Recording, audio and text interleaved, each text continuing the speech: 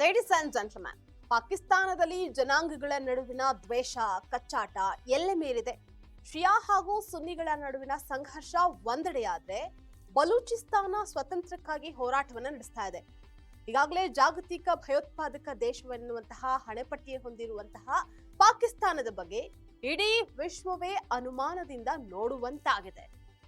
ವೀಕ್ಷಕರೇ, ನೆಲ ಜಲ ಭಾಷೆಗಾಗಿ ಪ್ರಾಮಾಣಿಕ ಪತ್ರಿಕೋದ್ಯಮ. ನೀವು ನೋಡ್ತಾ ಇದ್ದೀರಾ ಫೋಕಸ್ ಟಿವಿ. ನಾನು ನಿಶ್ಚಿತಾ.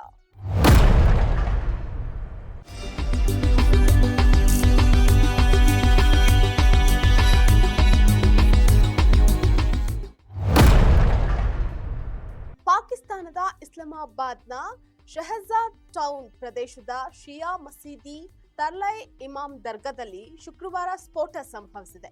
ಪ್ರಾರ್ಥನೆ ಮಾಡುವಂತಹ ಸಂದರ್ಭದಲ್ಲಿ ಶಿಯಾ ಮಸೀದಿಯ ಮೇಲೆ ಆತ್ಮಾಹುತಿ ಬಾಂಬ್ ದಾಳಿ ನಡೆಸಿದ್ದಾರೆ. ದಾಳಿಯಲ್ಲಿ 70ಕ್ಕೂ ಹೆಚ್ಚು ಜನರು ಸಾವನ್ನಪ್ಪಿದ್ದಾರೆ. ಈ ಘಟನೆಯಲ್ಲಿ 250ಕ್ಕೂ ಹೆಚ್ಚು ಜನರು ಗಾಯಗೊಂಡಿದ್ದು ಈ ದೃಶ್ಯ ಸಿಸಿಟಿವಿಯಲ್ಲಿ ಸೆರೆಯಾಗಿದೆ. ಈ ಘಟನೆಯ ಹಿನ್ನೆಲೆಯಲ್ಲಿ ಸರ್ಕಾರ ನಗರದಾದ್ಯಂತ ತುರ್ತು ಪರಿಸ್ಥಿತಿಯನ್ನ ಘೋಷಣೆ ಮಾಡಿದ್ದು ಭದ್ರತೆಯನ್ನ ಬಿಗಿಗೊಳಿಸಿದೆ. ಈ ಸ್ಫೋಟದ ಹೊಣೆಯನ್ನ ಯಾವುದೇ ಸಂಘಟನೆ ಇನ್ನೂ ಹೊತ್ಕೊಂಡಿಲ್ಲ.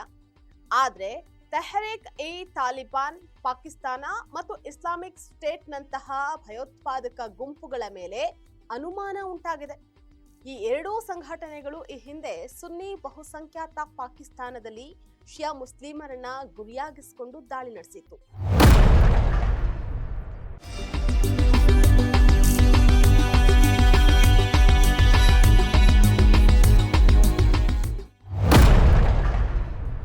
ಪಾಕಿಸ್ತಾನದಲ್ಲಿ ಆಂತರಿಕ ಕಚ್ಚಾಟ, ಜಗಳ ಎಲ್ಲೆ ಮೀರಿದೆ.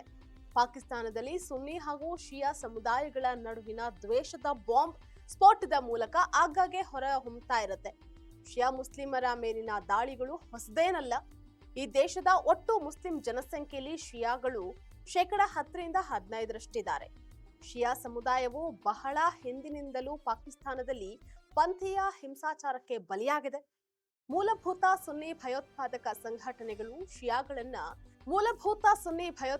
ಸಂಘಟನೆಗಳು ಶಿಯಾಗಳನ್ನ ನಾಸ್ತಿಕರು ಮತ್ತು ಇಸ್ಲಾಂನಿಂದ ಹೊರಗಿರುವವರು ಅಂತ ಪರಿಗಣಿಸ್ತವೆ. ಇದೇ ಶಿಯಾ ಮಸೀದಿಗಳು, ಇಮಾಮ್ಬರ್ಗಳು, ಮೆರವಣಿಗೆಗಳು ಮತ್ತು ಧಾರ್ಮಿಕ ಸಭೆಗಳ ಮೇಲೆ ಆಗಾಗ ದಾಳಿ ನಡೆಯೋದಕ್ಕೆ ಕಾರಣವಾಗಿದೆ. ಈ ದ್ವೇಷಪೂರಿತ ಭಾವನೆ 1980ರ ದಶಕದಿಂದಲೂ ಪಾಕಿಸ್ತಾನದಲ್ಲಿ ಸಾಮಾನ್ಯವಾಗಿದೆ. ಶಿಯಾ ಸಮುದಾಯದ ಒಳಗೆ ಹೆಚ್ಚು ದುರ್ಬಲ ಅಂತ ಅಂದ್ರೆ ಹಜಾರ ಶಿಯಾಗಳು. ಅವರು ಬಲೂಚಿಸ್ತಾನದ ರಾಜಧಾನಿ ಕ್ವೆಟಾದಲ್ಲಿ ವಾಸಿಸ್ತಾರೆ. ಶಿಯಾಗಳನ್ನ ಅವರ ಭಾಷೆಯಿಂದ ಸುಲಭವಾಗಿ ಗುರುತಿಸಬಹುದು. ಇದು ಭಯೋತ್ಪಾದಕರಿಗೆ ಬಹಳಾನೇ ಅನುಕೂಲಕರವಾಗಿದೆ. ಕಳೆದ ಕೆಲವು ವರ್ಷಗಳಲ್ಲಿ ಕ್ವೆಟಾದಲ್ಲಿ ಹಜಾರ ಶಿಯಾಗಳ ಮೇಲೆ ಹಲವಾರು ಪ್ರಮುಖ ದಾಳಿಗಳು ನಡೆದಿದೆ.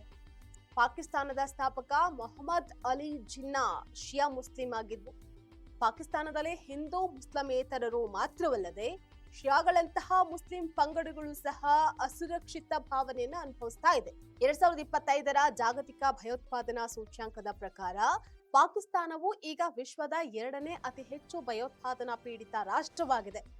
ಕೆಲವು ದಿನಗಳ ಹಿಂದೆ ಬಲೂಚ್ ಲಿಬರೇಷನ್ ಆರ್ಮಿ ಸ್ವತಂತ್ರಕ್ಕಾಗಿ ಆಗ್ರಹಿಸಿ ದೊಡ್ಡ ಪ್ರಮಾಣದ ಸಂಘಟಿತ ದಾಳಿಗಳನ್ನು ನಡೆಸಿತ್ತು. ಅದರ ಬೆನ್ನಲ್ಲೇ ಈ ಆತ್ಮಾಹುತಿ ಬಾಂಬ್ ದಾಳಿ ನಡೆದಿದೆ. ಒಟ್ಟಾರೆ ಜಾಗತಿಕ ಮಟ್ಟದಲ್ಲಿ ಭಯೋತ್ಪಾದಕ ದೇಶವಾಗಿ ಗುರುತಿಸಿಕೊಂಡಿರುವಂತಹ